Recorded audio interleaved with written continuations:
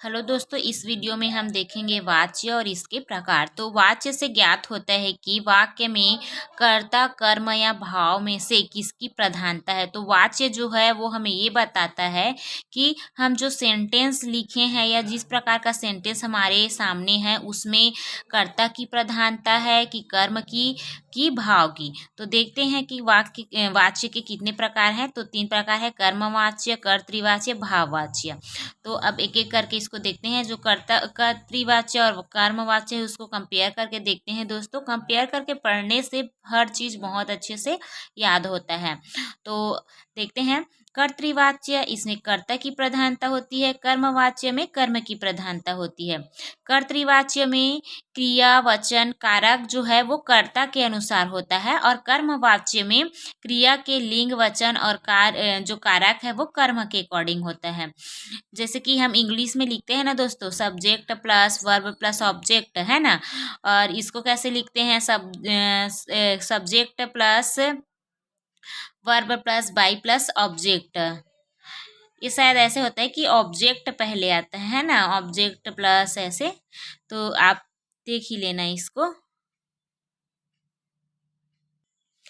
दोस्तों। इसमें ऑब्जेक्ट पहले आता है ना। Object plus verb plus by, ऐसी बाई प्लस सब्जेक्ट।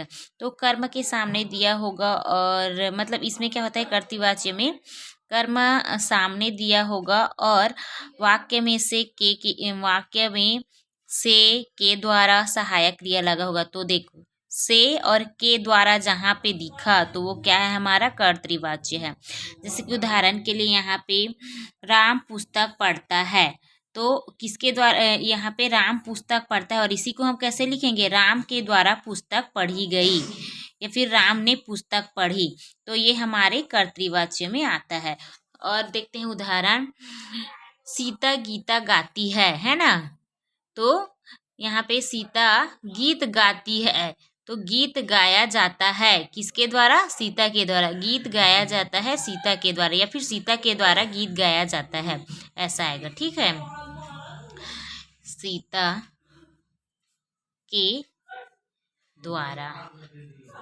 ठीक है, सीता के द्वारा गीत गाया जाता है। लड़के गीत गाते हैं। तो इसको ये क्या हो जाएगा? लड़कों के द्वारा गीत गाया जाता है ना।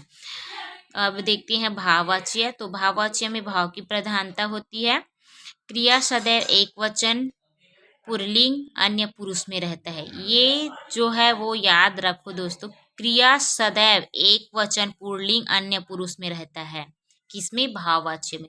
इस प्रकार से कुछ भी दे दिया जाता है, मतलब एग्जाम, मतलब परीक्षा यानी कि पर की इच्छा की, वो कुछ भी दे सकता है दोस्तों। तो हर एक चीज को बारीकी से आप लोग को जानना पड़ेगा ताकि एग्जाम आप लोग से क्लियर हो सके। ठीक है, अब इसकी पहचान क्या है? तो मोस्टली इसमें क्या होता है, नकारात्मक भाव होता है ना। नकारात्मक भाव वाले वाक्य आते हैं।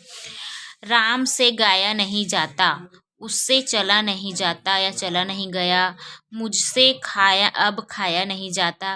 तो इस प्रकार, मतलब ऐसा नहीं है कि निगेटिव ही आएगा, लेकिन मोस्टली निगेटिव सेंटेंस इसमें आते हैं। किसमें? भाववाच्य में।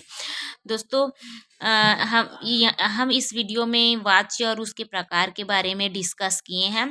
मैं आप लोग को यही सजेस्ट करूँगी कि इसमें क्या होता है कि वाच्य चेंज करने में का भी आता है। कर्तृवाच्य का भाववाच्य में, कर्मवाच्य के भाववाच्य में। तो उसका आप प्रैक्टिस घर में ज़रूर करें। तो मिलते हैं दोस्तों नेक्स्ट वीडियो में।